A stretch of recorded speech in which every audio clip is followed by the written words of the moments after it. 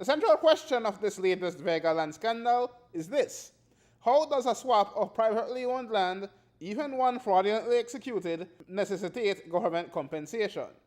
After all, the documents provided to us, on their face, make clear that this is a private transaction between two individuals, the purchaser, Andre Vega of Orange Walk Town on the one hand, and the vendor, Amy Forte of Belmopan, on the other hand. Neither ever actually met the other. According to Forte, there was no sale, because her signature on the deed of conveyance was in fact forged, and she owns no property on the island of Caye.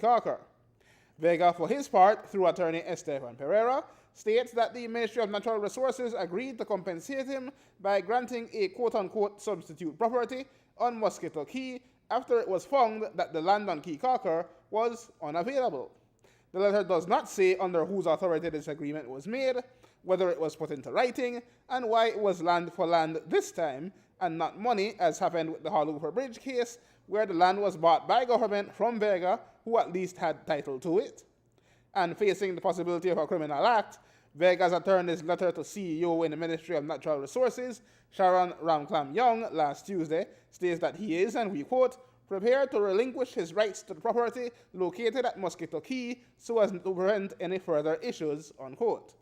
What the Prime Minister's press release issued earlier on Wednesday, August 30th, makes clear that Vega has no rights over the land in Caye, nor the land with which he was compensated on Mosquito Caye. The Lands Department, the press release said, will move to cancel both grant number 175 of 2009 and the deed of conveyance to Andre Vega dated February 17, 2010.